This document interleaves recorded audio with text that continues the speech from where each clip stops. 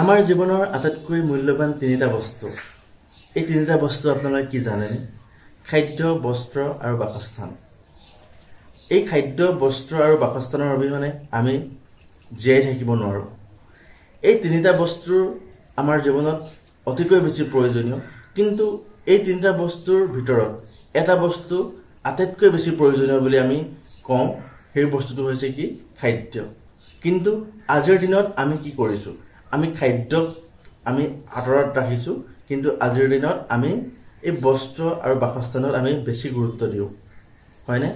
আমি আমাৰ যি বাসস্থান, আমি বহুত আলিচানকৈ আমি থাকিবলৈ বিচাৰোঁ, আমি ভাল পাওঁ, বা এইটো বিচৰাটো কোনো ভুল কথা নহয়। কিন্তু আমি ঠিক তেনেদৰে আমি যি কাপোৰ পিন্ধোঁ, বস্ত্ৰ পিন্ধোঁ, এই কাপোৰো আমি মানে একদম ষ্টাইলিছ বা বহুত ধুনীয়া দেখিবলৈ বা আমি নিজকে সজাই পৰাই ভাল পাওঁ। এই বস্ত্ৰটো বহুত ইম্পৰ্টেণ্ট, কিন্তু আটাইতকৈ এই দুটা বস্তুতকৈ বেছি ইম্পৰ্টেণ্ট বস্তুটো হৈছে খাদ্য। কিন্তু এই খাদ্যৰ কথা আমি প্ৰায় নাভাবোঁ। আচলতে আমি এই যে খাদ্য খাওঁ, এই খাদ্যৰ নামত আমি কি খাই আছোঁ? আমি আচলতে খাদ্যৰ নামত আমি বিষ খাই আছোঁ নেকি? এই বিষয়ে আজি মই আপোনালোকৰ দুটামান কথা ক'ম। আৰু আপোনালোকে ভিডিঅ'টো বহুতেই বেছি ইম্পৰ্টেণ্ট হ'বলৈ গৈ আছে। আপোনালোকে ভিডিঅ'টো স্কিপ নকৰিব। মই আপোনালোকক অনুৰোধ জনাইছোঁ, আপোনালোকে ভিডিঅ'টো শেষলৈ চাব। আৰু আপুনি চোৱাৰ লগতে এই ভিডিঅ'টো আপোনালোকৰ পৰিয়ালবৰ্গৰ আগতো বা বন্ধুবৰ্গৰ লগতো আপোনালোকে ভিডিঅ'টো শ্বেয়াৰ কৰিব। কাৰণ মই বহুতেই কেইটামান ইম্পৰ্টেণ্ট কথা মই ভিডিঅ'টোৰ জৰিয়তে জনাবলৈ চেষ্টা কৰিম।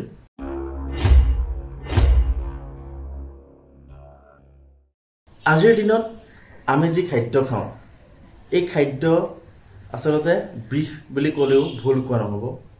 আৰু আমি জানো আমাৰ শৰীৰত কিবা এটা বেমাৰৰ আৰম্ভণি ক'ৰ পৰা হয়?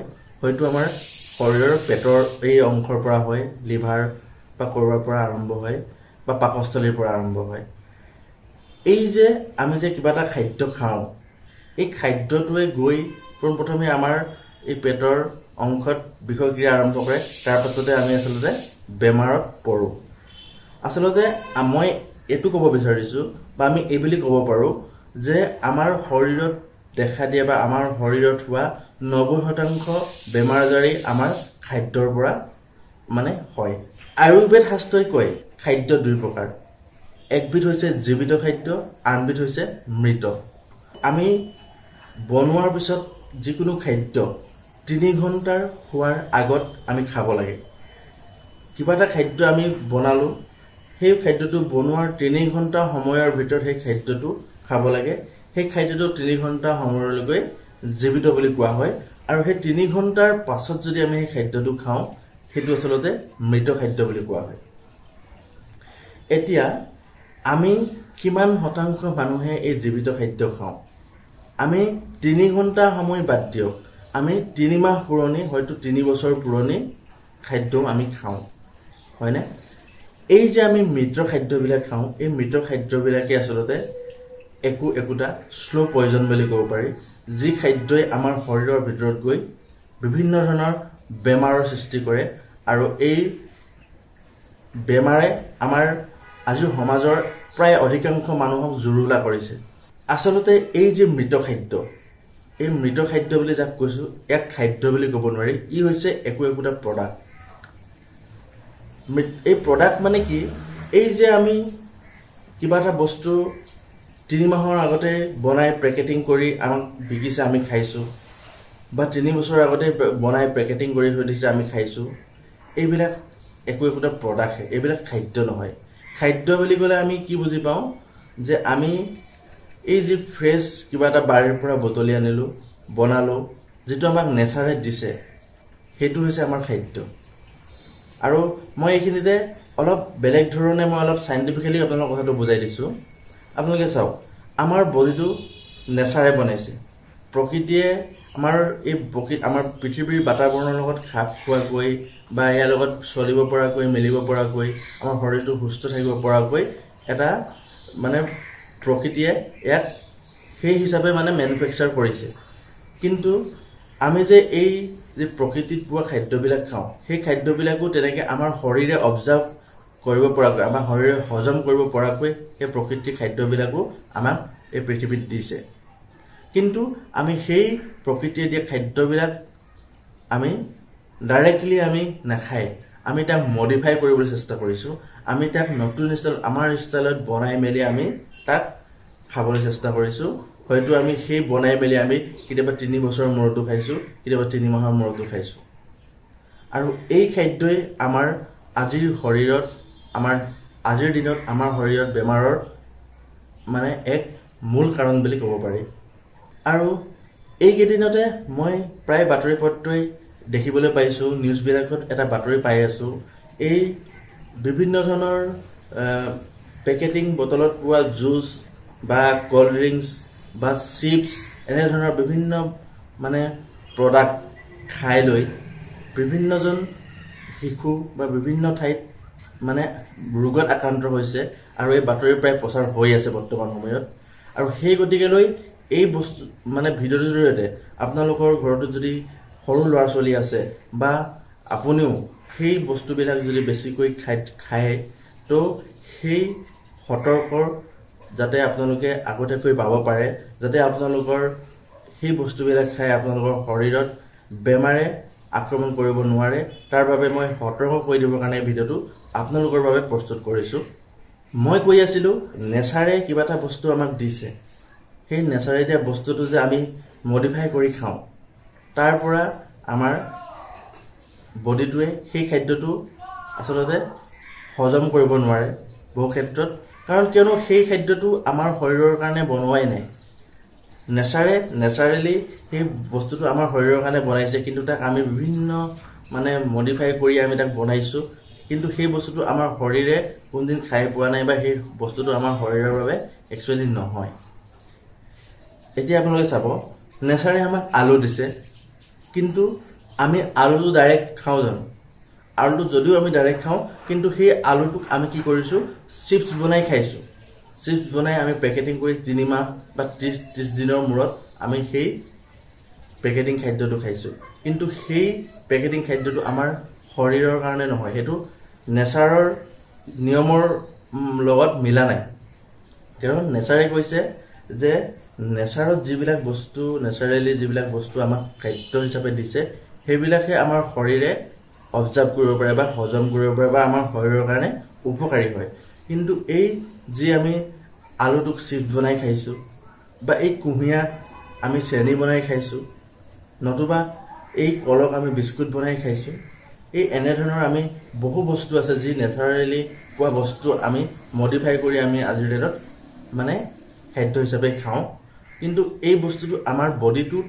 এই সিস্টেমত বনোৱাই নাই যে আমি তেনেধৰণৰ খাদ্য আমি খাব পাৰোঁ মানে আমাৰ সিস্টেমটো বনাইছে নেচাৰৰ লগত খাপ খুৱাই নেচাৰত যি বস্তু পাব সেইটো ডাইৰেক্টলি আমি যদি খাওঁ আমাৰ বডিটোৱে গম পাব যে এইটো বস্তু নেচাৰৰ পৰা ডাইৰেক্টলি উঠাই আনি বডিত বা খাদ্য হিচাপে আমাৰ পেটলৈ গৈছে কিন্তু এই বস্তুটোকে আমি যে মডিফাই কৰি যে আমি যে বনাই বা বহুত দিন ৰাখি পেলাই আমি সেইটো বস্তু পেকেটিং কৰি খাইছোঁ এই বস্তুটো আমাৰ বডিয়ে নাজানে আমাৰ বডি পাৰ্টবিলাক মানে নেচাৰৰ যেহেতু আমাকো নেচাৰেৰে বনাইছে তো এই যি নেচাৰেল বস্তুবিলাক আমাৰ বডিৰ কাৰণে উপকাৰী এই পেকেটিং খাদ্যবিলাক নহয় এতিয়া কথাটো মন কৰিব আয়ুৰ্বেদ শাস্ত্ৰই কৈছে যে এই যে আমি খাদ্য খাওঁ এই খাদ্য খোৱাৰো বহুত কিছুমান নিয়ম আছে আজিৰ দিনত আমাৰ কি হয় আমি বহুত মানুহে ভোক নালাগিলেও খাদ্য খাওঁ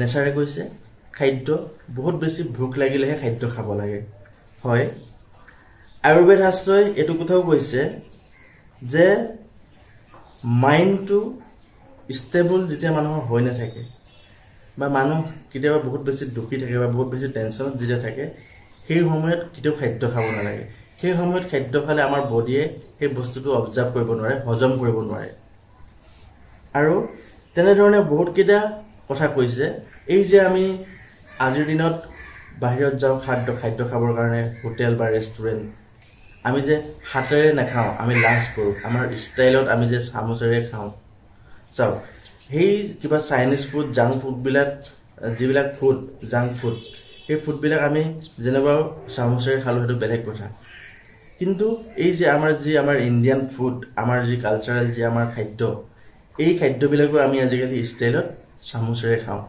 কিন্তু আয়ুৰ্বেদ শাস্ত্ৰই এইটো বস্তু কৈছে যে খাদ্য সদায় হাতেৰে খাব লাগে। কিয় খাব লাগে? খাদ্য যেতিয়া হাতেৰে খাব, হাতখনে যেতিয়া আপুনি খাদ্যখিনি স্পৰ্শ কৰিব, আপোনালোকে হয়তো গম পায় আমাৰ বডিটো সম্পূৰ্ণ গোটেই বডিটোৰ আমাৰ মাইণ্ডৰ পৰা কণ্ট্ৰল হয়, হয়নে? এই মাইণ্ডটোৱে ছিগনেলটো তেতিয়া পাব যেতিয়া আপুনি নিজৰ হাতখনেৰে খাদ্যখিনি স্পৰ্শ কৰিব। আপুনি খাদ্যটো হাতেৰে স্পৰ্শ কৰাৰ লগে লগে হাতখনে মগজে গম পাই যাব যে খাদ্যটো গৰম নে ঠাণ্ডা, হয়নে? আৰু সেই খাদ্যটো খোৱাৰ আগত যেতিয়া আপুনি এনেকৈ খাব, এবাৰ স্মেলটো লওক। স্মেলটো লোৱাৰ লগে মগজুৱে লগালগ এই যে আপোনাৰ পাকস্থলীক ইংগিত দিব যে মানুহজনে খাদ্য খাব লৈছে, আৰু লগালগ পাকস্থলীটো এক্টিভ হ'ব, সিও খাদ্যটো হজম কৰিবৰ কাৰণে সিও নিজকে এক্টিভ কৰিব। তো সদায় খাদ্য হাতেৰে খাওক। এই যে যি খাদ্য শুঙি বা হাতেৰে খাব গৈছে, আমাৰ ব্ৰেইনটো এক্টিভ কৰিব লাগিব আমি খাদ্যটো খোৱাৰ আগত, কাৰণ তেতিয়াহে আমাৰ বডি পাৰ্টটো এক্টিভ হ'ব, যাতে আমাৰ বস্তুখিনি খোৱাৰ খাদ্যখিনি ভালদৰে হজম হয়। আৰু আয়ুৰ্বেদ শাস্ত্ৰই এটা কথা কৈছে যে একবাৰত আমাৰ বডিটোৱে যিকোনো ধৰণৰ এবিধ খাদ্যহে হজম কৰিব পাৰে বা অবজাৰ্ভ কৰিব পাৰে।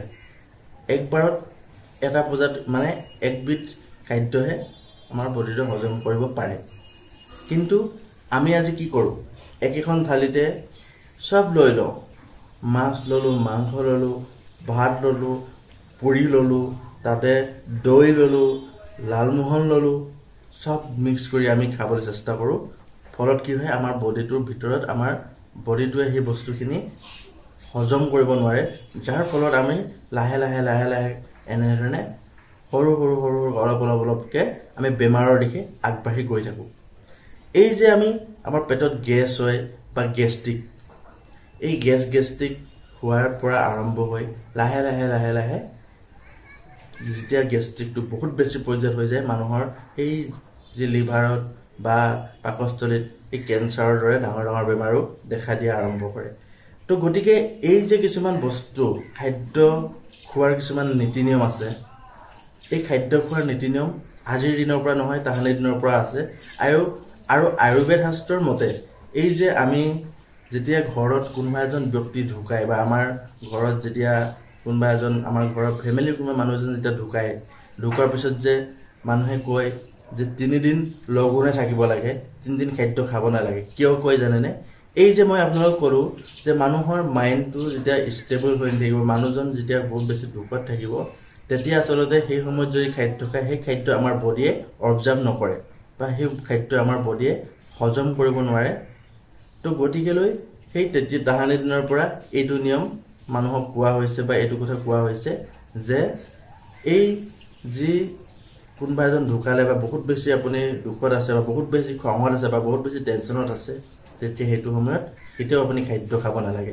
খাদ্য সদায় সুস্থ মগজুৰে সুস্থ মন লৈ একদম ৰিলেক্স হৈ খাওক, তেতিয়াহে আমাৰ বডিটোৱে তাক হজম কৰিব আৰু বডিটোত কামত আহিব। মই আপোনালোকক পোনপ্ৰথমে কৈছিলোঁ, আজিৰ দিনত মানুহে খাদ্যত কম গুৰুত্ব দিয়ে, কিন্তু এই বস্ত্ৰ আৰু বাসস্থানত বেছি গুৰুত্ব দিয়ে। কিন্তু মেইনকৈ মানুহে প্ৰকৃততে গুৰুত্ব দিবলগীয়া মেইন বস্তুটো হৈছে খাদ্য, কাৰণ খাদ্য আমাৰ জীৱনৰ আটাইতকৈ ইম্পৰ্টেণ্ট বস্তু হয়, যিটো বস্তুৰ অবিহনে হয়তো আমি জীয়াই থাকিব নোৱাৰোঁ। আৰু মই আপোনালোকক চেষ্টা কৰিছোঁ যে গোটেইকেইটা টপিক অলপ অলপ অলপ অলপ আপোনালোকক মই বুজাবলৈ চেষ্টা কৰিলোঁ যে আচলতে খাদ্যনো কেনেধৰণৰ খাদ্য খাব লাগে বা খাদ্য কেনেদৰে খাব লাগে। আৰু এই টপিকটোৰ ওপৰত আপোনালোকে ডিম্পু বৰুৱা চেনেলটোত চাব। ডিম্পু বৰুৱাই এটা খুব ধুনীয়াকৈ খাদ্যৰ ওপৰত এটা ভিডিঅ' প্ৰস্তুত কৰি থৈছে, আপোনালোকে সেই ভিডিঅ'টো ভালদৰে চাব। আৰু ময়ো চেষ্টা কৰিলোঁ আপোনালোকক এটা মেছেজ দিবলৈ, কাৰণ এই যোৱাকালি মই কিবা এটা বাতৰি পাইছিলোঁ যে ধেমাজিৰ কোনোবা এটা ঠাইত 3জনকৈ শিশু আচলতে এই পেকেট জাতীয় খাদ্য খোৱাৰ পিছত পেটত আচলতে বিষক্ৰিয়া হৈ ৰোগত আক্ৰান্ত হৈছে, মেডিকেলত এডমিট হৈ আছে। তো এই আপোনাৰ ঘৰতো যদি এনেধৰণৰ সৰু সৰু ল'ৰা ছোৱালী কণ কণ শিশু আছে, তেন্তে হ'লে আপোনালোকে সেই শিশুসকলক পৰাপক্ষত এই খাদ্য খোৱাৰ পৰা বিৰত ৰাখক। আপুনিও যদি নিজেই যে পেকেটিং জাতীয় খাদ্য বেছি খায় বা এই ক'ল্ড ড্ৰিংকছ বা আদি কৰি এনেকুৱা ধৰণৰ বিভিন্ন ধৰণৰ বস্তুবিলাক খায়, এইবিলাক বস্তুৰ পৰা অলপ নিজকে আঁতৰাই ৰাখক, কাৰণ আমাৰ নিজৰ বডিৰ যত্ন, নিজৰ স্বাস্থ্যৰ যত্ন আমি নিজে ল'বই লাগিব। তো সৰু এটা ভিডিঅ' প্ৰস্তুত কৰিব চেষ্টা কৰিলোঁ। আপোনালোকে যদি ভিডিঅ'টো চাই ভাল পালে তেন্তে লাইক, কমেণ্ট, শ্বেয়াৰ কৰিব আৰু মোৰ চেনেলটো ছাবস্ক্ৰাইব কৰি দিব। ধন্যবাদ।